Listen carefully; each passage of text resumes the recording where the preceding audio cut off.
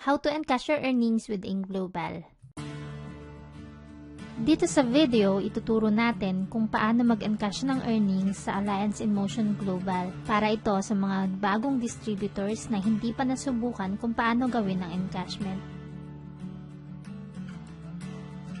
Una, kailangan natin ipaalala na dapat i-click muna sa webpage ang encashment button bago tayo makapag-withdraw sa China Trust or BDO ATM card. May iba kasi na hindi pa nakakapag-encash sa webpage, tumatakbo na agad sa mga ATM machines dahil sobrang excited mag-encash ng kinita niya sa Alliance in Motion Global. Para maiwasan yan, panoorin mo ng video na to.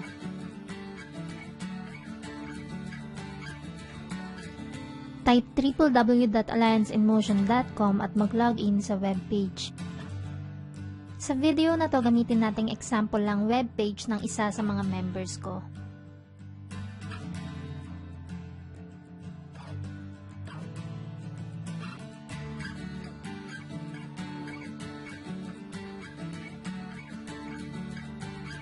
Kung mapapansin mo, nakasulat sa gawing kanan ang available balance na meron ka sa webpage mo.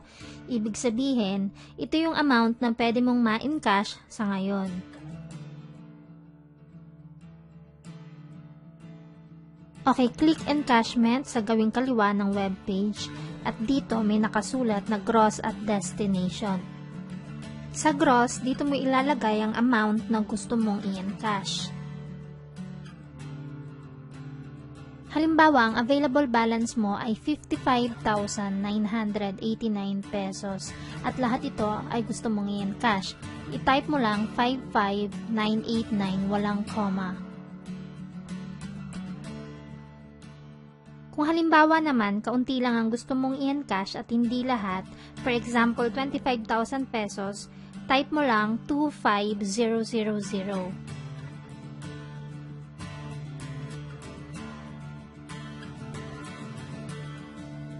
Sa destination, dito ka mamimili kung alin sa dalawang options ang mas pabor sa'yo. May dalawang options na nakalagay, bank or check. Anong kaibahan nito? Kapag bank ang pinili mong destination, ibig sabihin, gusto mong ma-withdraw ang kita mo sa savings account, BDO savings account or China Trust savings account. Kung ano man ang hawak mo o pinagawa mo nung nag-register ka. Kapag cheque naman ang pinili mong option, ibig sabihin, gusto mong makuha ang pera sa pamamagitan ng cheque.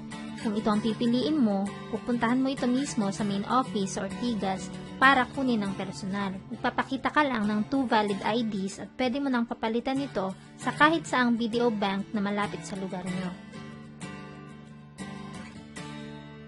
At makukuha mo agad-agad ang kabuuang cash na naka-indicate sa cheque. So halimbawang bank ang pinili mong option, click mo lang encash. Then makikita mo details ng naging encashment sa ibaba ng page. Kung mapapansin mo, dito nakasulat yung date kung kailan ka nag-encash, name, gross at net.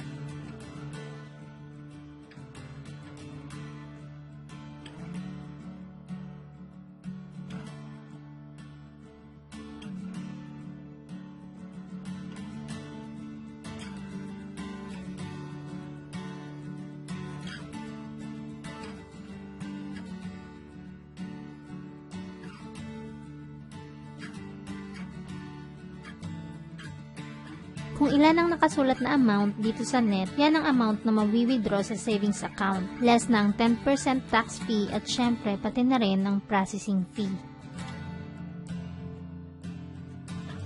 Kung ikaw ay multiple accounts, i-click sa dashboard kung alin sa mga accounts ang gusto mong kunan ng available balance.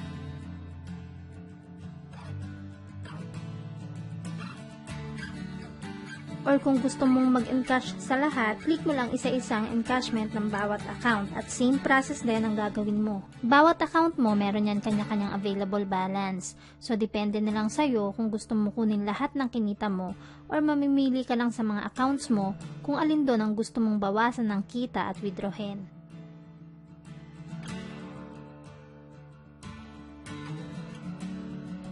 Kung China Trust holder ka, pagkatapos ng ginawa mong encashment, mag-aantay ka ng at least 1 week bago ito pumasok sa savings account. Kaya mag-aantay ka ng at least 1 week bago ito ma-withdraw sa ATM machine. Kung BDO holder ka naman, kinabukasan lang ay pwede mo na itong ma-withdraw sa iyong BDO savings account.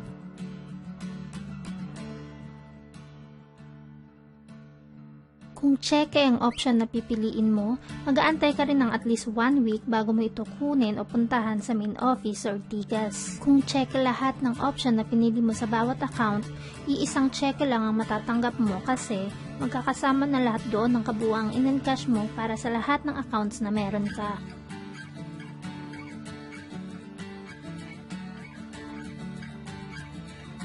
Sana marami kayong natutunan sa video na to at para sa mas marami pang dagdag kaalaman, mag-subscribe, like, at comment. Thank you.